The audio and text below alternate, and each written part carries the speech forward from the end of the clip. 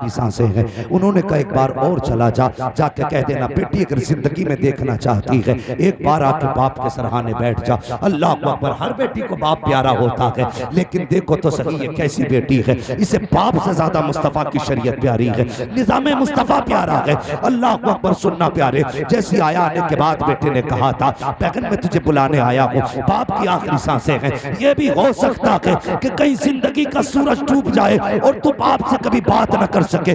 उसने रोके कहा मेरे भाई जा मेरे बाप से कह देना माजरत चाहती हूँ, जब तक शोहर नहीं आ जाता मैं घर से कदम नहीं निकाल सकती हूँ। अल्लाह अकबर। बाप वापस पलटा भाई, बाप का दरवाजा चेहरे की तरफ था, खाली आते देखा बेटे को, कल लेके नहीं आया, का उसने आने से इनकार कर दिया। आखिरी हिचकी ली, बाप का इंतकाल हो गया।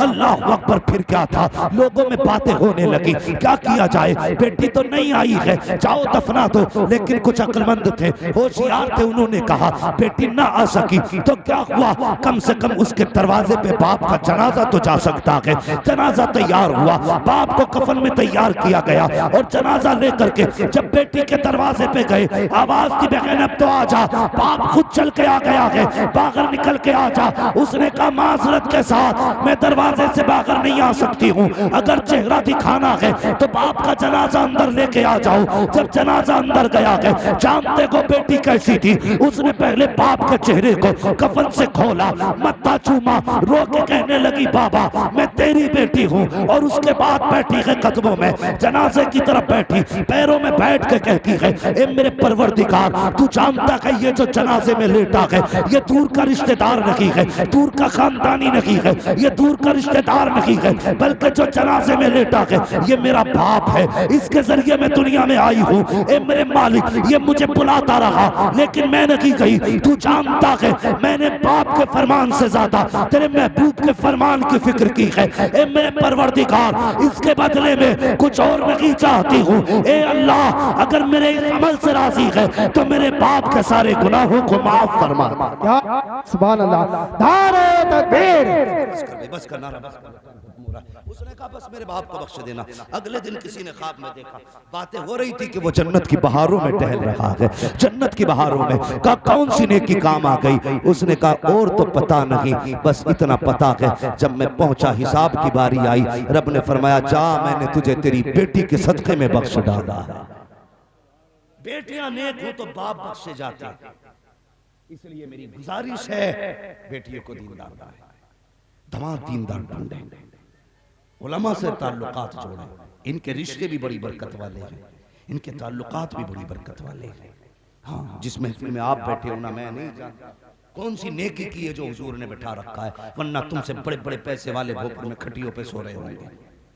हाँ, जाकर देख लो ना, तुमसे बड़े पैसे वाले, तुमसे ज्यादा पावर वाले पड़े होंगे खाट पे। कोई तो नेकी की है जो हुजूर ने इतनी रात को अपनी महफिल में बुला रखा है। कोई नेकी जरूर की है, वरना बहुत थे बुलाने के लिए, हमें और तुम्हें क्यों बुलाया। और ये भी 100% पक्का है, जो इस महफिल में आता है बख्श दिया जाता है। इस महफिल में जो आ गया बख्श दिया जाता है। वजह यह है रब कहता महबूब अमल तो ऐसे नहीं जो बख्शे जाएं, मैं तो तेरा चेहरा देख के इनको माफ कर देता।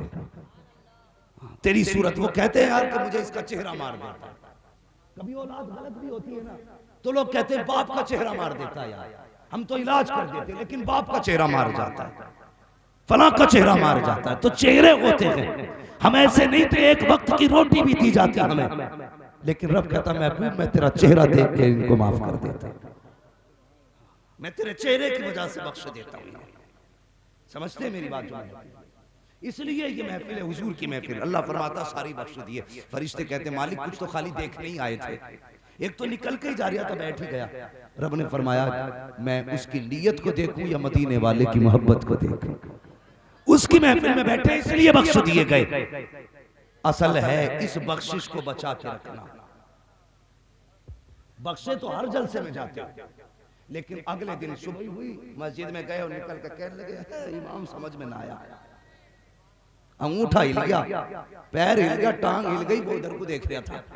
ये बता तू अपनी पढ़ लिया था कि उसे टीप लिया था? हाँ, ऐसे देखे नजर जमा के भाई अपनी पढ़।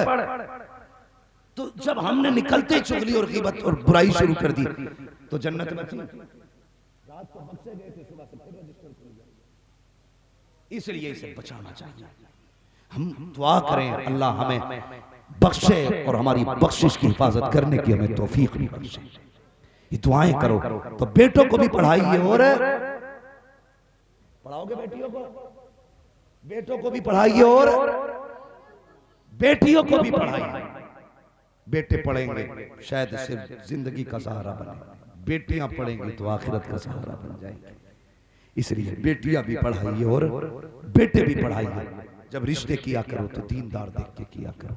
हाँ, अल्लाह वाला बंदा ढूंढा करो। मैं ये नहीं कहता सनद ला पूरी मुफ्ती की। हाँ, कपड़े और चेहरे ही मिला लिया कर। चेहरे पे दाढ़ी है, बदन पे कुर्ता पजामा है तो समझ लेना हुजूर का वफादार है। ऐसे देख के रिश्ते कर दिया कर। अल्लाह ताला हमारे घरों को अपनी रहमतों से मालामाल फरमाए।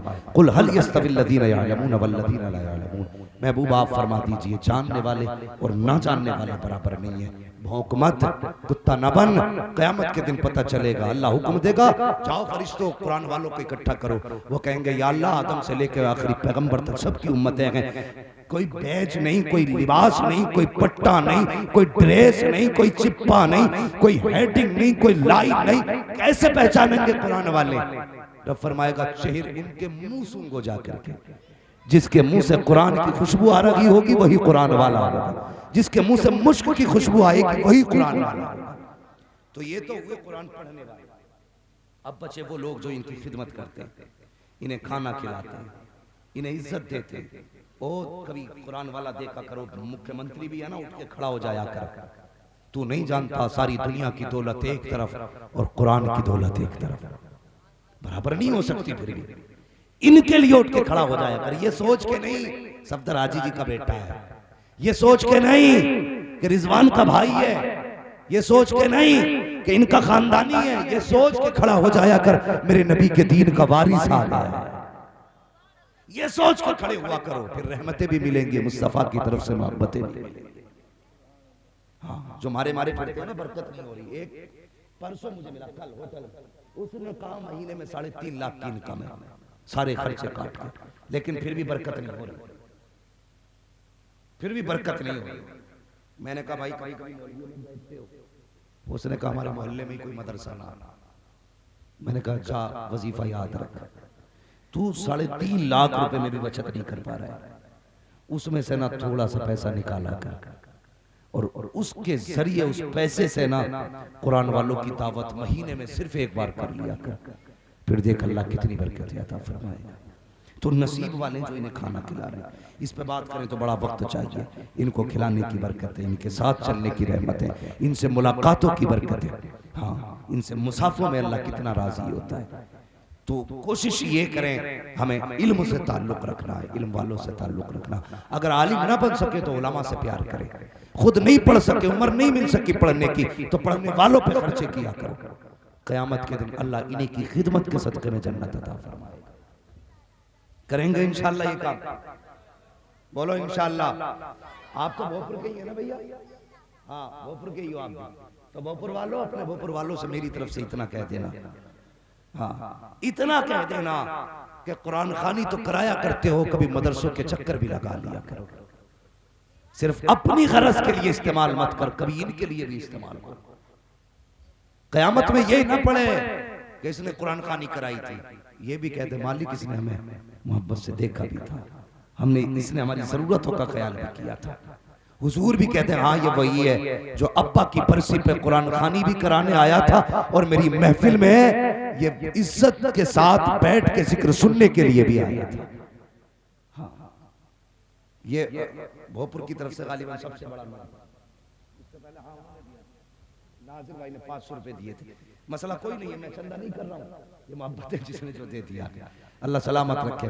बहरहाल मेरे भाइयों 3 से जुड़िए, जोड़िए यार, कब तक लड़ोगे, कब तक लड़ोगे? ढेला दूर नहीं, उसकी ढांगे कटती देख लिया करो, उससे ज्यादा तेज उम्रें कट रही है। दीन वालों से मोहब्बतें कर जाओ, अपनी नस्लों में मोहब्बतें पैदा कर जाओ, कुरान वालों की मोहब्बतें पैदा कर जाओ। नसीब वाले हैं जिसने अपने पीछे कुरान पढ़ने वाला छोड़ दिया है, जिसके पीछे कुरान पढ़ने वाला है।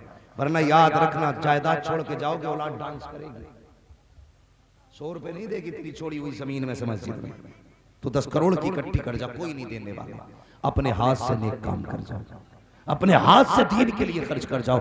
एक बेटा आलिम बना जाओ, एक बेटा कारी बना जाओ। बताओ कारी अब्दुल मुत्तलिब 10 साल में कितने हाफिज बने होंगे? बहुत ज्यादा। मैं हिंदुस्तान के जिस कोने पे जाता हूं मुझसे लोग कहते हैं तुम्हारे अब्बू ठीक है, तो मैं अपने अब्बू के बाद में सोचता हूं, उससे पहले देखता हूं ये भी जानता है। जिस कोने में चला जाऊं, 4 दिन पहले बंगाल में था, पीछे से एक मौलाना आके कहने लगे सफेद दाढ़ी आपके वालिद कैसे हैं? मैंने कहा वो तो ठीक है, आप बताइए आप कैसे जानते हैं? कहने लगे वो हमारे उस्ताद लगते हैं। ये बताइए एक बंदा शाहपुर में, वो भी शाहपुर जैसी जमीन, शायद हमारा जैसा होता, छोड़ के भाग गया होता। हाँ, पैदल ढेला के सफर करना, उसके बावजूद भी दीन फैलाया, इतना दीन फैलाया। दुनिया के जिस कोने में चले जाएं, हम जहां तक जाते वहां तक मिल जाते। अकेलों ने पढ़ाया। फिर बताओ मेरे दादा का नसीब कैसा होगा? उन्होंने एक बेटा पढ़ाया, एक ने 10,000 पढ़ाए, 10,000 ने फिर 10 लाख पढ़ा दिए होंगे, सारा सवाब जाके उनके खाते में। हाँ, हाजी सफदर ने एक अब्दुल मुत्तलिब बनाया, एक अब्दुल मुत्तलिब ने सैकड़ों अब्दुल मुत्तलिब बनाए होंगे। फिर वो जितने पढ़ाएंगे जाकर के सबका सवाब आकर के इकट्ठा इनके खाते में गिरेगा। तो यार इसलिए एक बेटा कम से कम पढ़ा जाओ, ताकि कयामत के दिन तुम्हारी मौज आ जाए, मौज आ जाए, मौज। हाँ हाँ, वरना खाली तीजे की फाता पे भरोसा मत करिए, यहाँ तो चने भी खटाखट डाल।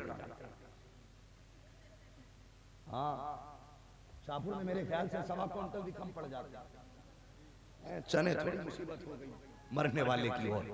1.25 क्विंटल में 1.25 लाख चना, 1.25 लाख में कलमा नहीं हो रहा, इसलिए कि जो भी लाए मुट्ठी भर भर के लौट दे। उम्मीद मत करियो कि ये पूरी कलमे पढ़ के जा रहे हैं। अल्लाह तौफीक दे तो अपनी जिंदगी में तस्बीह पे पढ़ के मत जाइए, मस्जिद में जो होगा देखा जाएगा, लेकिन अपने जीते जी भी पढ़ लिए। अपने पीछे कुरान वाले छोड़ो। लोग कहते बड़ी शान की जिंदगी गुजारी है, 4 प्लाट छोड़े, 3 बिल्डिंगें छोड़ी, 5 फैक्ट्रियां गई, ये बिजनेस है, 4 बेटे थे, चारों पैरों पे खड़े कर दिए। अल्लाह अकबर, ये कामयाबी नहीं है, चारों पैरों पे खड़े कर दिए। एक बेटा ऐसा छोड़ जा जो तेरे बात हुजूर की बातें करे, कुरान की बातें करे, दीन की बातें करे। एक ऐसा छोड़ जा कि जो दुनिया को कुरान सिखाए, मर के कब्र में पहुंचेगा, फरिश्ते कहेंगे मुबारक हो, जमीन की वजह से नहीं बल्कि मुस्तफा के दीन की वजह से होगा। सुभान अल्लाह। नारे तकबीर, नारे रिसालत, बस लगे आला हजरत।